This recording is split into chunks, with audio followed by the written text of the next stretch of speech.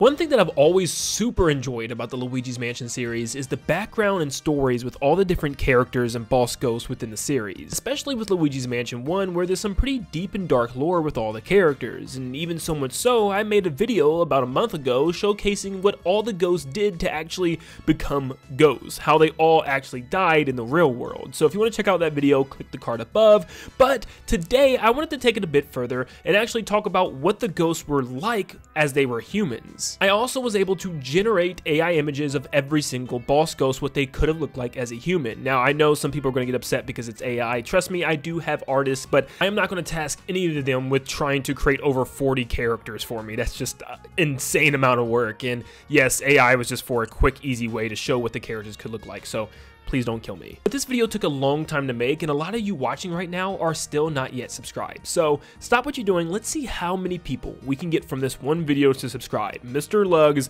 is watching you. Let's see if we can get over 100, maybe even over 200 brand new subscribers. Thank you so much. If you really enjoy the video, this helps out so much. But let's dive into what the Luigi's Mansion ghost could have been like in the past. Diving into Luigi's Mansion 1, we have to start off with, of course, the father being Neville.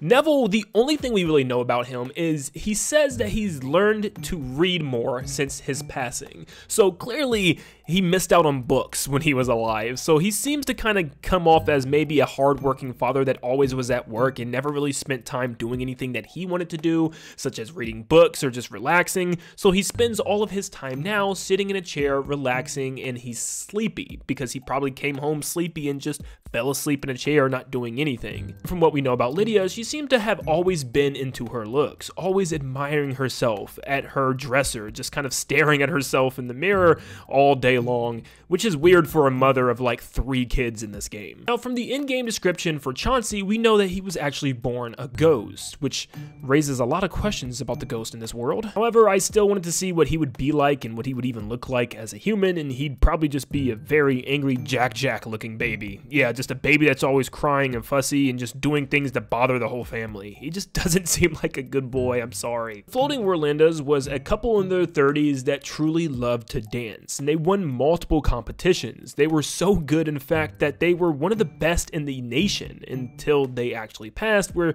they could no longer dance because their feet couldn't touch the floor. That clearly didn't stop them because now they can float dance, but still, it's just never going to be the same as their past. They were probably held in very high manner, very high class type of people, at least based on the ballroom that they dance in and just the way that they carry themselves. Shivers was a bit of a creep. When he was alive, he desperately would search for his master's will to see if he was included in it, and clearly he was just serving the master just to get paid. He really didn't care about anybody else but himself, and he was also a creep, like I stated before, because apparently in his in-game description, he does everything to impress Melody Pianissima, which, as a ghost, she is 26 years old, and he is confirmed to be 72. So yeah, you can definitely say Shivers is a strange guy. Now, obviously, he probably didn't meet Pianissima until he was a ghost when they were all put into this mansion, but still, if he was doing this as a ghost, he probably was doing stuff like this as a human. And then we move on to Melody Pianissima, who's always seemed to love to play the piano, and she played it a lot, but also seemed to be a big fan of video games and probably played tons of them growing up as a child, and actually plays video game music a lot as well. Fortunately, as a ghost now, she needs to lock the door to stay away from Shivers because he's roaming the hallways trying to impress her, I guess. Now that I think about it, it makes sense why her room is locked and why everyone's rooms are locked. Mr. Lugg suffered from gluttony, big time. He was a big man who loved to eat, and in fact, his in-game description talks about him eating up to 3 all-you-can-eat buffet meals a day. Based on his scan, he leaves it dark because he hates when people are seeing him eat. He wants to eat alone in the darkness and solitude,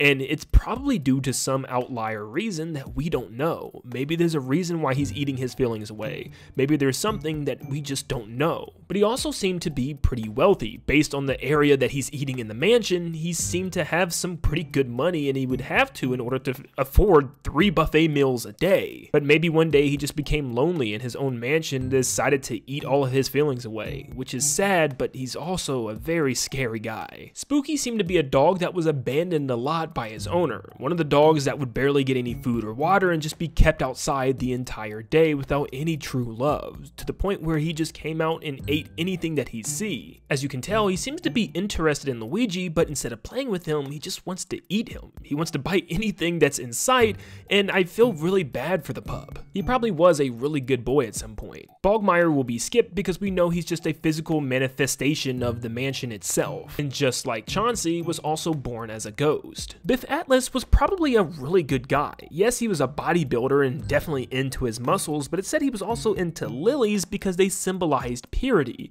So he seemed to have care for the nature and creatures around him, even though he calls Luigi a little weakling. So maybe he just wasn't into people that weren't as buff as he was, or he wanted everyone to work out like him, but he seemed to have a soft spot for a lot of different things outside of weights. Nana, for the most part, seemed to be an old woman in good spirits. She kept to herself, but also wanted to have fun with anybody that came near her, as she's even mentioned to play with Luigi, as her scan says, hey, it's a funny man, should I play with him? So clearly she's just happy to be around. And apparently she's still knitting a super long scarf, 871 feet to be exact, and she started it when she was a human, so she probably spent a lot of time in like an old folks home just knitting away, and anytime someone would come to visit, she would have a blast playing with them and just do whatever they wanted to do because she just was bored all day. Miss Petunia will always be one of the most confusing characters ever to me because she's like half human, half pig. Was she a pig in her afterlife? Was she a human?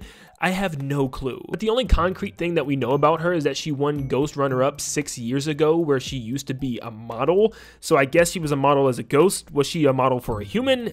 I don't know. Is she even human? I still don't know. This is a confusing one to me. I never did understand what this character was even supposed to be. Also, I know that that picture is nightmare fuel. Trust me.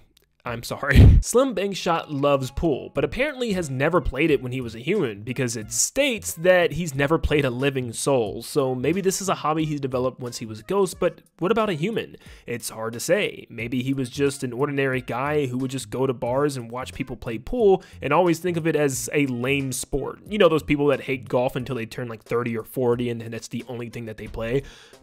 My father. But right now he seems to be pretty good at it and kind of has a cocky spirit, as he asked Luigi, hey, you want some of this? So he probably was a cocky guy at one point in time who really just said, look at these lamos playing pool. I could never.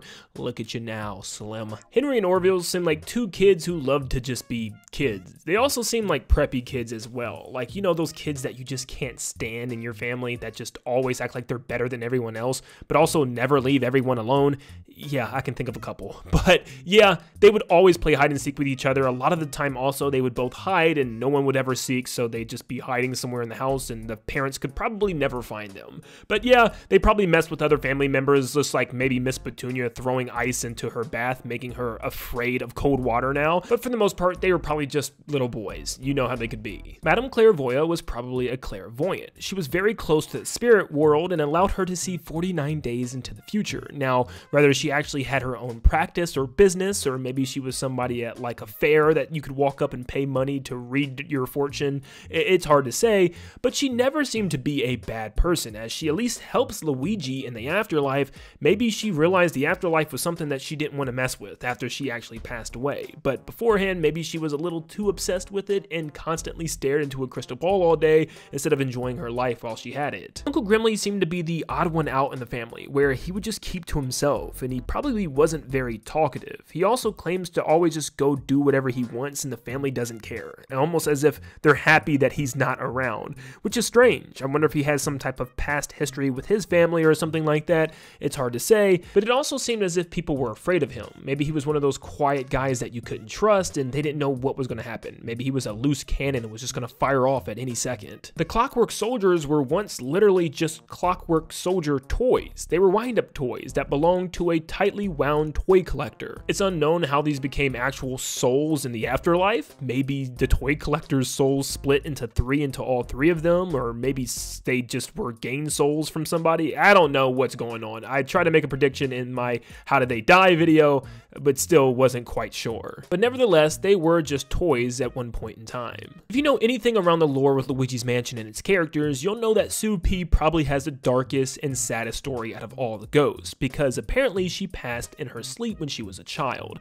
And the only thing that we really know about her from her scan is she states, "I won't wet the bed, I promise," which led a lot of fans to believe that maybe she was abused by her parents for anything that she would do wrong, such as wetting the bed, and she'd be extremely afraid to the point where she even had nightmares about her parents coming in and finding that she had wet the bed. But even in the afterlife, she just wants to continue sleeping, which always made me feel so bad for coming into her room and just splashing water on her face and capturing her. Like, I just wish we could just left her alone. Jarvis seemed to be a jar collector who was obsessed with collecting jars from all over the world and from many different places, and he seemed to be a little cuckoo in the head, as if he was one of those crazy collectors that really just didn't care about anything else besides his collection, and he was obsessed with jars, which probably somehow led to his death, where now he spends all his days in jars. Once again, just like Miss Petunia, I have no clue what he's supposed to be. He seems to look just like an Octorok from the Legend of Zelda series or some type of octopus squid thing, but yeah, I don't even know where to even start, so I just made this little looking guy. Yeah. Sir Weston doesn't have a lot of information on his background or who he is. He seemed to just be a fellow lover of the cold, where he actually loved to go hiking or maybe journeying into the mountains, where he seems to be geared up in hiking attire, so maybe he'd spend his weekends just taking a nice journey into the mountains and camping up there. He's got his book bag and his winter parka and his gloves. He seems to be ready to go, even though something probably terrible happened up there to cause him to even be frozen in the afterlife. So yeah, maybe he shouldn't have gone hiking in the snow mountains after all. But this just led me to believe that he was an adventurous outdoors guy. Vincent van Gogh was a French self-proclaimed artist who apparently has not sold a painting in over 30 years, which is pretty insane. So it seems like his art just wasn't that good in the real world. And based on the way that he acts in game, he sounded to be like a snob about it. Like, no one wants to buy my art, then fine. And was just really upset about it, but continued to work because it was his passion, but maybe never really got better at his passion. But with that, of course, we will not be counting King Boo and Boo Losses as their boos. They don't really have a human form. I really hope not. But that's it for Luigi's Mansion Ghost. Yes, there's actually one ghost that I want to touch on with Luigi's Mansion 2 Dark Moon. Now, as far as Luigi's Mansion 2 goes, there's only one boss that could technically be a portrait ghost, and that's the three sisters from the Haunted Towers. Yeah, this was weird. It was like one of the only non-basic bland type of bosses that we would get, so I'll give them a little bit of a synopsis. If anything, I know this is very specific, but they remind me of maybe like three sisters whose parents passed away and now they took over the house, and they have like a little house on the prairie somewhere, and that they just do gardening together and live together. And of course, there's the older sister, the middle sister, and then the youngest sister, who also seem to be obsessed with beauty as well, as they all carry mirrors in the actual boss fight. So they probably spent most of their days just working in the garden and then coming inside and staring at themselves, waiting for someone to come and swoop them off their feet. But living in the middle of nowhere, they would never find love. And unfortunately, this game didn't have any other boss ghosts. I mean, we could say the possessor ghosts and stuff like that, but I'm not even getting into that. We're just going to end it there. Then we move on to Luigi's Mansion 3. And Luigi's Mansion 3, unfortunately, didn't have any backgrounds or scans that we could do on the ghosts to find out more about them, so we're going to have to kind of make them up as we go based on their character in the game. Steward was probably just a bellhop who was trying to do his job and just literally get his paycheck and go home. If Helen Gravely was a hotel owner in the past life, he probably always worked for her and just probably always did what she said. He wasn't grumpy about it, he wasn't angry at anybody, he was just working and just doing what he was told. Chambria also probably worked for Helen Gravely in that hotel, and she seemed to be like a young girl who would also mess around with people's belongings. Like maybe she's just going into rooms and messing with people's luggages when she's supposed to be cleaning their rooms, so she was probably very nosy and messing at things in the hotel that she probably wasn't supposed to be. Kruller seemed to be exactly what Paul Blart was, a nice friendly mall cop who was taking his job way too seriously, but also afraid of literally everything. He wanted to be a real officer, but he found that he had a duty to be a security guard in a local mall where he would try to help everybody even though there was never no apparent danger or threat to the mall whatsoever. But yeah, as you can see, he was definitely afraid of literally everything that would happen. Even Mouse walking across the hallways or any little creak or noise that he would hear would spook him, but he was overall a really nice guy. Chef Soufflé was a French chef who probably made some really good food, but his anger got the best of him. He was always yelling at all of his servers and all of his staff in order to get meals out quicker and to be more efficient. He had anger problems as well, as you can see him banging his head on the pan, so he probably yelled at every second he got. Probably a lot like Gordon Ramsay. He was a perfectionist that took everything very serious and was hard on himself just as much as he was hard on his staff. Amadeus Wolfgeist was a classy old man who spent most of his days playing piano at orchestras in front of large crowds. He was really good at his craft. But similarly to Chef Soufflé, he was very hard on himself. He was very quiet and off-putting to a lot of people, but he always got very angry with himself if he messed up a note or he couldn't remember a certain line of his music. Ultimately, his anger would interfere with his work and he would never be as good as he wanted to because he was always held back by the massive rage he kept inside. King McFrights was your typical harsh ruler, where he ruled with an iron fist and he was constantly angry. He showed absolutely no mercy to anyone that he sentenced to the Colosseum. He would even take center stage even for being a smaller guy. To compensate for his small stature, he would rule very harshly and dole out very harsh punishments because he wanted to be threatened as a king. His biggest fear was to be made a mockery of, which would lead to his demise. Dr. Potter was an old man and brilliant scientist, as he was able to grow some of the craziest plants and vegetables that you've ever seen. But he became obsessive over his work, where he would become mute and isolated in his own home all day long, growing plants and experimenting on them as well. He wasn't a bad guy by any means, he just simply wanted to be left alone as he worked on his projects. And he only would really get upset if he was bothered during his work or if you stepped on his lawn. Next up we have everyone's favorite ghost, Morty. Morty never had a mean bone in his body. He had a true passion for film and wanted to be the best director out there, and he carried it so much so all the way into his afterlife, where he would continue his directing. He was never big on becoming famous or the best director, he just wanted to make the best film out there. He was so excited to getting the best actors, the best scenes, the best props, and just making the best film. And he was truly happy with his job. Polterkitty was a Siamese cat who always got into trouble. Definitely a bad kitty. This could have even been Helen Gravely's cat at one time, so always did what she said,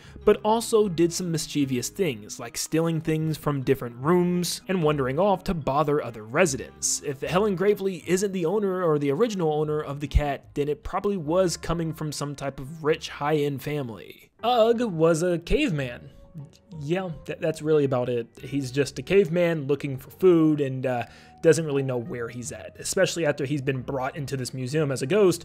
He probably still thinks he's in the regular lifetime right now, just kind of wandering around and playing with skeleton bones. He was slapped in this museum with a dinosaur and kind of put in the dinosaur, even though there was no dinosaurs in that age. So yeah, I made one of him getting chased by a dinosaur, which really isn't realistic, and then one with just him standing. I know these are terrible pictures, but at least it kind of visualizes what he could have looked like. Clem was definitely a redneck sewer worker down in the boiler works, and yeah, he was just lots of the time sleeping on the job and just lazily doing the job that he's supposed to do. He was really dirty and never really cleaned for himself, never had a family, and literally just slept at the job. He spent his whole life and whole day at the job. He did have free time and did go out. He really didn't care for anybody outside in the public. Him and his friends would drive their trucks through people's lawn or use baseball bats in order to knock off the mailboxes down the street, or literally just be nuisance to people in the neighborhood. No one really liked him or his friends, but he was perfectly fine with that. Serpsy was an Egyptian queen who loved snakes, and she ruled with an iron fist and didn't put up with any slack. She would rest and eat grapes and relax all day in her palace while her slaves did her dirty work outside, moving bricks and constructing monuments for her. She would lure lots of men to her before doing them dirty and end up having them killed if they do anything wrong to her. She never lashed out in anger, but instead dealt out very harsh punishments, such as death. The only thing she wanted was to be worshipped and to live in her palace in royalty. Nikki, Lindsay, and Jenny were three sisters who loved to perform magic acts, and they would act on stage together but always interfere with each other's performance, tripping over each other or just being clumsy on stage,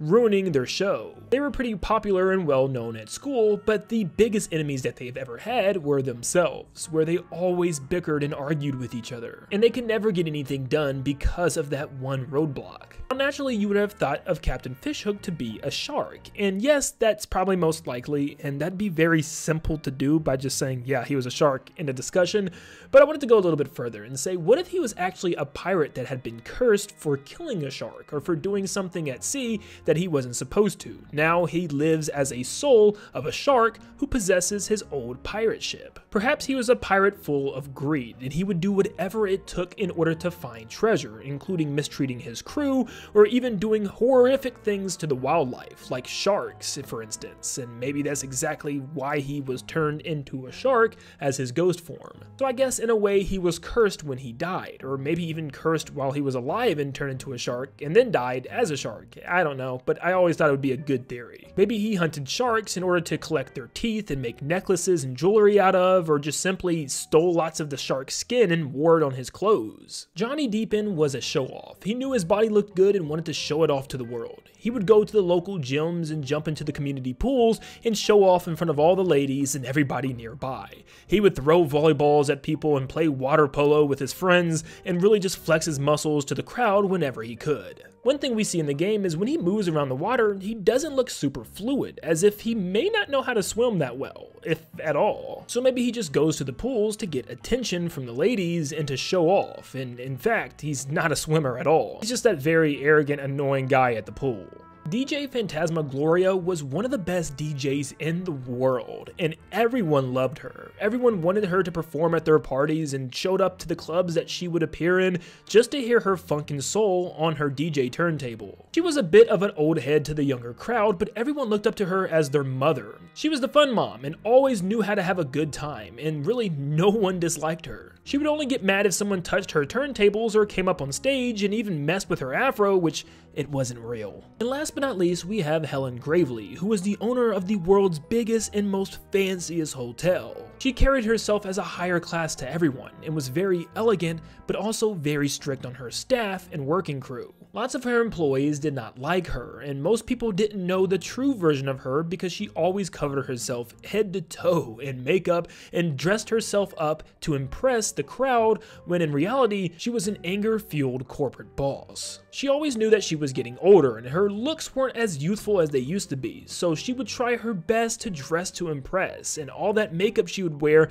to cover her blemishes of old age. But let's not forget about the goodest boy ever being Polterpup. Yep, he was probably just a cute little fluffy white puppy at one time, and something tragic happened to him. Oh, it's really sad, but at least he's in a better place with Luigi now. You know, Luigi's gonna treat him better than whoever did in the past. He was of course a cute puppy, but always got into mischief by walking around and stealing things from his owner, or just taking things that he could find and just put in his mouth and run off with it. But still, always a really good boy who loved love and affection. But that is the past life of every single boss ghost in Luigi's Mansion, and also what they could have looked like. Thank you guys so much for tuning in. Like I said, this video took a while to make, so stop what you're doing. Make sure you leave a like and subscribe to show your support if you want to see more videos like this. And thank you so much for tuning in today. And like always, I'll see you all on the next one. See ya, guys.